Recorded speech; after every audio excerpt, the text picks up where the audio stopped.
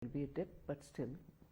So it is that which is on the top priority. However, with that focus kept, we also wanted all states to have sufficient funds for each one of them to prioritize on their area of development, and the focus again on infrastructure there and so on. So it's not just our budget, but every budget of every state needs to have that cushion. So that has been the top of our priority. So can I say that 2021 budget was about survival, given that we were hit by COVID? 2022 budget was about revival, but the spirit of this budget in a sense was really thrive, so that India can take a giant leap forward. Sustain to thrive, if I may add that. Because this year is going to be very critical. We need to have that, that taunt, really that tension which has to exist in the wire to remain, fully flexed. If I am able to express myself well, you can't leave it loose, nor can you pull it too strong that it will break. So we need to keep it at absolutely that stretch which is right for it to be in the note. So it is that attempt which we have done this time. And in the process, we have just not forgotten about the critical areas which are so critical for India, to be inclusive and to cover areas and regions which have not really benefited by focused planning and so on. So we have kept all the three layers of elected governments, the center, state and the panchayats and so on. So that balance and that holding tight but not too tight, so that we can move fast, take off fast. With each passing budget, Madam Minister, you've raised the bar. Indian budgets are now simple, predictable, and more importantly, impactful. Has Srimati Nirmala Sitharaman redefined the budget making process in India? On just one point, I'd like to believe so. And that one point is to make budgets really what they are, speak what they are, to be read as what they are, and to be seen in numbers as what they are. Honest attempt, thanks to Prime Minister Modi's principle of be transparent, be accountable, to make the budget really speak truly what it is, rather than push something somewhere, cover up some others, keep everything outside that which is troublesome, not show it in budget. I didn't want to do that, and that has been from my day one, but of course it does take a year or two before you really are able to pull that kind of influence in the budget. So I would think in the last 3 years we have aspired to show that, and I'm convinced we are showing that. Madam Minister, we live in a very uncertain and tumultuous world. 2 years ago, COVID hit us. Last year, it was the war. You don't know what's coming next. So in case there is an external shock this year, what are the buffers you are building in on the expenditure side as well as on the revenue side? The buffers on the expenditure side is to be efficient in dispersal, efficient in multiplier giving, usage of money, and also to be sure that where necessary succor has to be provided to the economy, we will provide it, but we'll make sure we are transparent and efficient about it, not remain without asking the right questions. So efforts will have to be consciously taken for avoiding pilferage or unaccounted dispersals. Otherwise, I think plugging the loopholes in revenue generation, and also making sure that avoidance is cut down. Like for instance, in this budget, you would have seen some steps that we've taken are not so much for taxing people, are not so much for earning money from them, but certainly if there is a clear sign, not subject to any subjectivity, clear sign of avoidance in the name of using the provisions and exemptions given, and if it is apparent that it is not for really the purpose for which it is meant, but it is a way of investing and earning, we have put our finger on that. So that is one way of making revenue being, or the collection being efficient, widening the tax base, both in GST and in direct taxes, and also making sure that blatant staying out of the tax system should not be entertained. And how do you arrive at blatant staying out?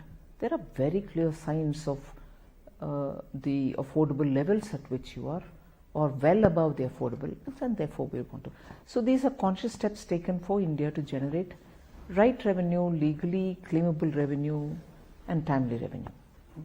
Madam Minister, the high point for this year is the uptick in revenue collection, tax collection, both direct and indirect. Now your estimates for next year are conservative. Some would argue that to get a beat on a higher base would be very, very difficult. We've tried being, I don't want to say underestimating our, potential, but we want to be realistic, because the field formations also should not be tempted to resort to, my God, this is a target given to me, will I be able to fill it? And therefore, we assume the chances given for petty harassments. And several petty harassments can become a pain point, and we don't want that at all. One. And second, it's all right to give a budget with fantastic numbers, but end of the year, it's again us who will have to answer it. So we've also brought in that element of be realistic. Don't overstretch yourself. At the same time, that overstretching can also hurt others. So everywhere we've tried being realistic.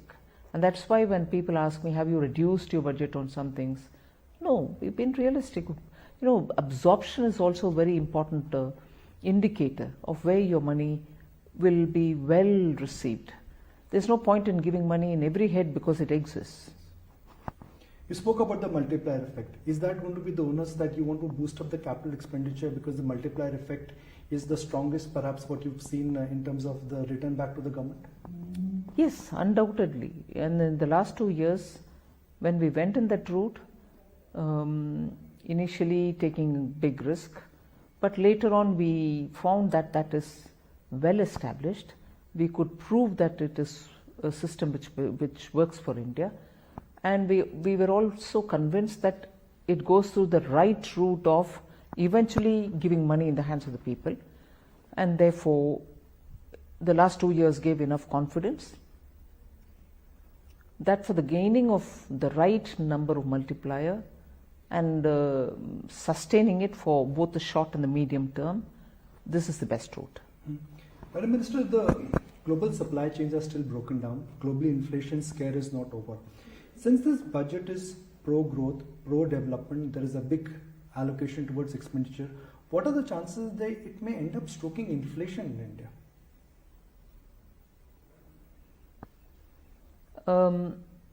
May not be a comprehensive answer, but I think in India, capital expenditure leading to inflation is probably tenuous an argument than speculating on the external.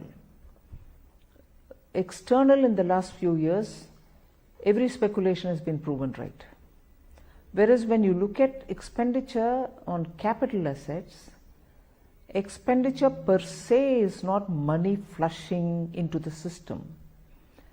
Expenditure in capital is actually going for purchase of goods, and those goods are core goods for the economy. They are not what you may call imitative expenditure.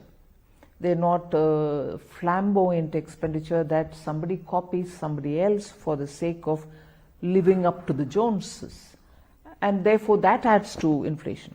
But that is the conspicuous consumption route. No, we are, through the capital expenditure, creating demand for core sector products, which in turn generates employment, which in turn gives money in the hands of people who have worked for that, and therefore they in turn bring in demand for your basic core living, which could be perishable goods, which could be basic food items, which could be essentials of FMCG, and so on. So the chances of capital expenditure spike leading to an inflation is a bit tenuous, because it brings in supply also together with demand. But for the sustainability and for India's GDP to grow, center has done their own bit in doing heavy lifting in terms of capital expenditure. States perhaps actually, have a lot to catch I'm up. actually going to interrupt you to say, if center is also moving fast and in a very high scaled level, states have shown very good appetite for consumption, capital expenditure, and they are receiving the amounts given very well. But to be fair to them, that component of this capital 50-year loan that we give them, which comes with conditions, is where many of the states are finding it difficult to move ahead fulfilling those conditions, and therefore the 20% amount of that 1 lakh goes slowly, not as much as the other 80% goes. So that's where the difficulty is. It's not lack of appetite. Prime Minister Modi's vision of financial inclusion now seems to be at play. For the first time, we are seeing savings are migrating out of traditional savings instrument into equities. Number of demat accounts. FIs were sellers last year, but domestic institutional investors were net buyers. Do you think the trend of this shift is a multi-year trend according to you? I would think so, because people have tasted a certain success and they're able to see that the traction change has not resulted in hurting them, but it's actually helped them. They've not burnt their fingers. They're able to see, but every time I think many of them are conscious of the risk which is embedded in it. And I'm also happy to see that they are not just moving into equity, but also into debt, which is a very healthy sign, in that the investor is getting a lot more discerning. He's not just behaving like a small saving person who's averse to risk, whereas here you're able to see that they're able to take that element of risk and taste the success. It will sustain. And financial inclusion is one of the sub-issues you mentioned in your budget as well. Absolutely. So, Madam Minister, the fact that there was no change in the capital gain structure this time, can we assume that this is some kind of an endorsement by the government that equity will get a preferential treatment, given that the equity culture in India is very nascent and the nature of equity is volatile, that it will get a preferential treatment? Also consistency in policy. We don't want to keep changing too many things in too few short time. Capital gains tax, the last amendment was probably in 16 or 18? 2018. 18. Yes. And subsequent to that, ideally even 3 full years of not even gotten completed. So do you want to change the policy immediately? No, you would want to see how it works out. So in spite of the calls for this or that way of change, I think we more went in the way of providing stability in policy. I'd like to draw your attention to a big success story, PSU banks. They had a lost decade, now they are back on track. The balance sheet is recapitalized. The NPAs are completely over. But operationally, do you think a lot needs to be done there? Because if I look at the ratios for PSU banks, they have a lot to catch up if you compare them with the private sector. Absolutely, but there is a good lot of change there. They are lots more professional now. They're able to speak for themselves. They're not speaking as though, all right, even if I fail, there is somebody behind me who's going to keep unquestioningly giving me. That culture has changed. I can, even in my short period as a finance minister, I can tell you the way in which from the time you start your budget preparations, there would be early whispers or calls, and then also some heavy recommendations for recapitalizing banks. And it was as though if you didn't, they'll collapse.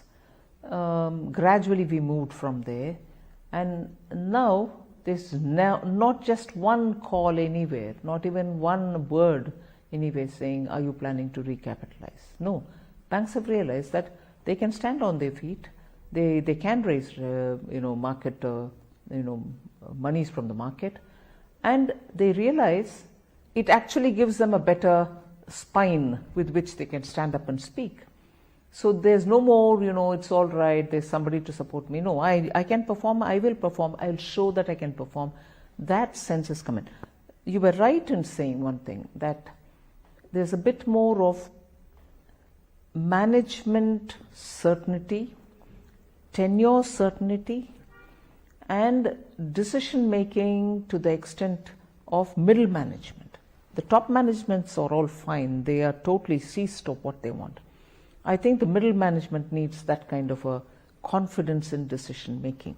So those are elements which we will have to infuse, and the banks will have to build consciously in themselves, so that they can become completely professional and behave at par or even better than the private banks. But Madam Minister, if we have to become the third largest economy in this decade, we need capital and we need world-class infrastructure. Now we are a capital-starved country, which means we'll have to rely on foreign capital. The infrastructure really needs to take a giant leap forward. How will we achieve that? This capital-starved country, I would like to have a bit of a rethink on that line. I would have said that in 2019. But the way in which domestic capital was available for people who are smart enough to use them, smart enough with good books to use them, and also their readiness to also get into the market, were all, the myths were disproved in 2020 and in subsequent 21 as well.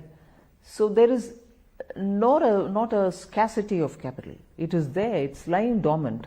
It has got to be knocked to be made awake. May not be sufficient, I grant that, may not be sufficient. But if this starts moving and moving in the way in which it favors greater, moving into areas of productivity, foreign capital will not be waiting for too long. But I'm not saying foreign capital is waiting for this trigger to happen, that's anyway coming. But the delta will be a lot more if our fellows, within India are able to wake up and see what's before them. On infrastructure, it's the government capital. Government is doing a lot of heavy lifting. Now we can argue that private sector is committing to capex cycle, but looking at the size of the opportunity, the entire determination of the government to really take things forward, predictability in taxes, do you think they should really catch up now? I'm also purposely trying to look at it differently. Indian industry is not just represented by the old industry. There are just a lot of new ones who are coming up. New ones who are not just the small startups. New big ideas which are also getting grounded. And also new opportunities which are now there, and in the last few days I've had quite a few people talking to me. If there are the airline sector coming up with unbelievable numbers for demand, in the sense purchase of new aircrafts, it actually spurs the growth of the aircraft maintenance industries, training of personnel, that sector. And that itself is going to bring in certain things which probably were somewhere in the immediate neighborhood for India, Middle East or somewhere, but that's going to happen here. And thankfully as a government, almost in anticipation, but did we anticipate is a different story, but almost in anticipation, policy facilitation happened for MROs, aircraft trainers, maintenance for other equipments which are required for MROs and so on. So if that's already happened, industry is that as well. Industry also is the sunrise area, where you're not even able to count what is getting added every 2 days in terms of the renewable energy capacities. We tend to look at the old industries and say, are they investing? Are they bringing in more? We don't seem to look at this one. This is going at a pace in which no country in the world is able to do it, match it. Similarly are the chips and so on. So the long and short of it is, where it is happening, we are not looking. Where we are used to, we are asking, saying, are you doing, are you doing? And they are, I'm not even blaming them. In fact, I want to understand them from the conversations that I've had. It's not just investing for additional capacity. They are now tempted to see how technology can make their capacity and also production on a different plank altogether. So their investment now is not just for just increasing the capacity or bringing a new plant, but also to bring in new technology and very differently produce from how they are doing it now. So these are going to be layered and complex decisions. It's not just putting that money that they've benefited from the reduction in corporate tax into something. It's also saying, is that something I need for producing the same product? I take the example of steel. It won't be a big deal for setting up another plant. But today the market, whether it is in Europe or anywhere else, the market is demanding from you green steel. So won't you have to think about bringing that technology which will give you production capabilities for green steel? It's just not an additional plant, it's a totally new plant of a new technology for the same product, but not really the same product, a calibratedly different product. So investment story of India is today a completely different story. We have all become so habituated to look at one set, we're not looking at other. That's happening and happening in a big way. This story, we are looking at it from the same old way of saying, are you bringing? But they're doing lots more of their work. So I think we also will have to change the ways in which we are studying the Indian economy. Indian economy is blooming in very many different areas. Of course, it has very many areas which need more attention. It's not as if I'm blind to this. But we have to see India in a newer context and concede that there are things happening which we are not even grappling with. So true, Madam Minister. Madam Mr. Adani Group of companies, they've been the eye of the storm. Are you satisfied with the response the regulators have given? I think the regulators in India are very well specialized in their areas. In the last few decades, the lessons learned by each one of them and the newer institutions which have come in the process through the legislative processes itself are very capable and match their peers elsewhere. I will not buy for a moment anyone saying Indian governance or that which you referred earlier, the governance or their regulatory mechanisms are not good enough. Not at all. In fact, in very many areas, we seem to be leading the way in terms of good governance. That's not to say that everything is all good about everybody, but I'm confident that the Indian regulators are well seized of what they have to do, and they will do the needful where and when necessary. I take the example of RBI, for instance. Most often people say, oh no, the regulation work will have to be done better. Look at what happened. In 2019, matter of fact, repeatedly I used to receive calls from, are you sure there won't be any more NBFC collapse? Are you sure there won't be any banks collapse? But even that one particular case, the RBI stood in time to set the matters right. So I think we all should see our regulators with due respects, without cynicism. They are world class. They will do their job. But Madam Minister, the sell of an Adani group of stocks has led to extraordinary volatility in the market. And the regulator's job and the government's job is to curb the market volatility. Given that this kind of an extraordinary volatility could be repeated, is there a case in revisiting the way how FIs invest and trade in India? Well, I think the SEBI should be given a time to, come up clearly on understanding how this happened, what has actually happened. Okay, if I say this, people would say, oh, don't you know what's happened? Yes, we all know. But when I say what has happened, I'm saying it in a lot more deeper sense. I think it's now time for them to get a comprehensive picture, and I'm sure they would do it, and then maybe address issues that you're raising. The government is very keen to push the new tax regime.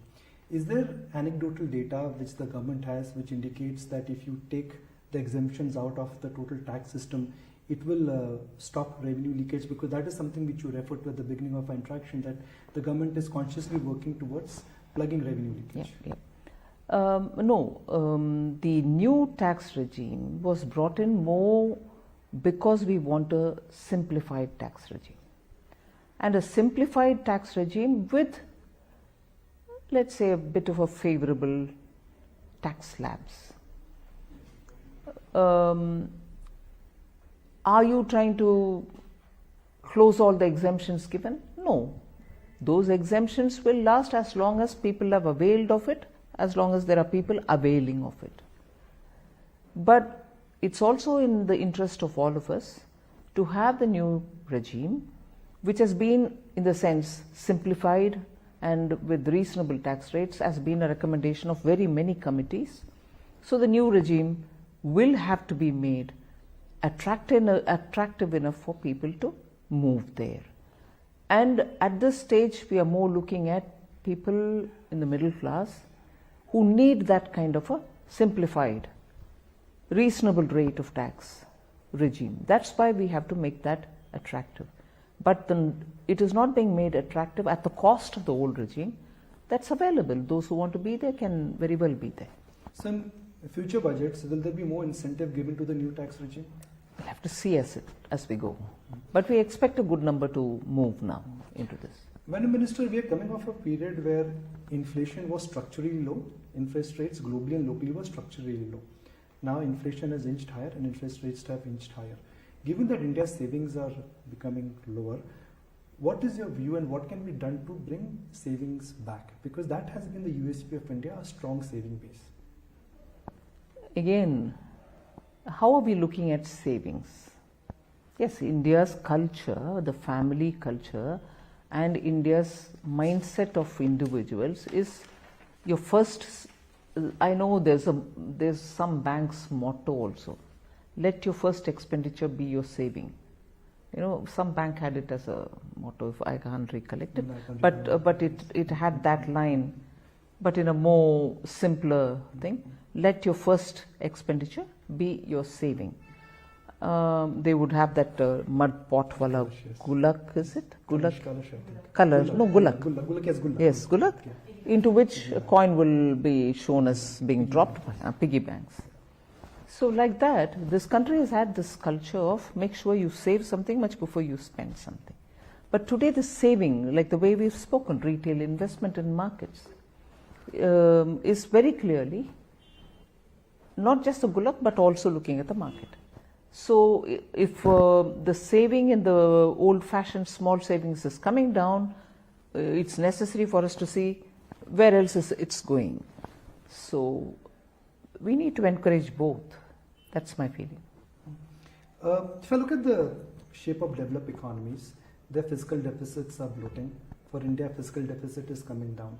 Are you surprised, or I would actually say shocked, that India's ratings have not been changed? Not shocked, but I think that is the way the world works, ironically and sadly. These are things which we are constantly discussing with, let's say, the rating agencies, let's say the investor community. But it is going to be some time for those institutions which have become the purveyors of countries and their financial health and the fiscal governance to be logical, to be data driven, and to be answerable. So it is going to be some time before the emerging markets can speak with confidence to those who are the purveyors and they can be obstinate. Just a fine print clarification, Madam Minister. The focus of this year's budget is digital, and in this budget, the ambit of angel tax has been extended to NRIs. How does this change in terms of valuation? Will it come under FEMA or will it come under IT Act? No, I fully understand there is incongruity between the FEMA and the way in which we have implemented the taxation. One, first of all, it doesn't hurt the startups. They still enjoy the concessions given.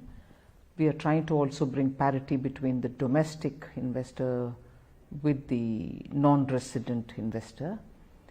But the difference between the FEMA and the income tax is more when income tax looks at ensuring equal or at par treatment, and FEMA looks at things which are beyond, the finance ministry's narrow taxation limitations or viewpoints, because FEMA also looks at how money gets, round tripped, and to curtail it, it has one measure, which in principle we also agree. But that's the way it has played out. It is not to hurt anybody, and it doesn't certainly touch the startups with whom we've encouraged since 2016, little by little a regime which helps them. But there is definitely enough anecdotal evidence to say how it can be gamed. Thanks to the efforts of the current administration, the Indian rupee trade has started. It started with Russia, now it has moved to some African countries, even Southeast Asian countries. Do you see this gaining traction? Because that changes. Of course, there is a lot of interest. There are, of course, periodically reports in the media saying it's yet to play out and so on. But when you get into nitty-gritties, people do want to convince themselves. But in principle, all of them are agreed, and in some it has already taken effect, and some others, they're getting into details to work it out. But I think the framework has been well received, and there is a lot of interest for people to, or countries to get onto that board. Iran is one other you've missed out on, say. Yes. So that process has started. Yes. Madam Minister, you've always said that budget is not the only forum on which reforms are done, and we've seen the administration has taken out series of reforms outside the budget. But in the run-up to the election cycle, 15 months away, since the countdown has started, how will you maintain a balance between reform and policy? I shop online a lot. Until this day, I'm still surprised by how many good tech deals Karma's... to whom this question will be asked. I have not even yielded to the temptation. So you shouldn't ask me this question. In fact, I've shown my intent of not moving in that direction at all. So, Madam Minister, the fear of freebies is unfortunately coming back, whether it is the old pension scheme or what is essentially happening to the state of Punjab, free electricity. That could change a lot of assumptions and calculations this year. Would you agree with that? I'm yet to find that debate taking a fully informed set of facts on board and then move forward. So debates, particularly on money matters, cannot be on impressions. It cannot be on the impression of the current dispensation of the government. It cannot be on the impressions of current fiscal position. You have to be conscious that these are things where the next 2 generations of Indians can be affected. Just as where we are today, earlier generations had laid the foundation. We don't forget that. So a conscious call will have to be taken, but not just by one, but also by everybody, because it has an impact on India's fiscal. Keeping that fact in mind, you just can't be so buccaneer on these sort of things. So I would think quick decision making, speedy decision making cannot govern here.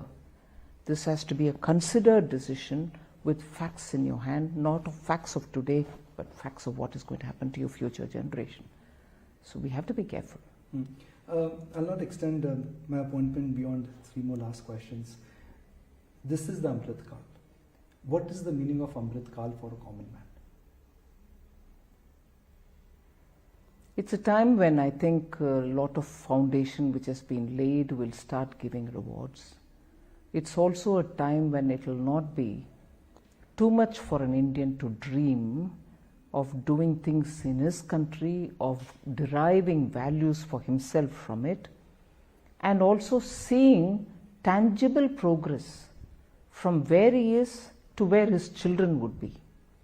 So it's the churn, the proverbial, Samudra Manthan.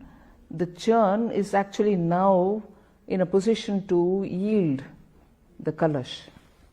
But it is still not in our hands yet.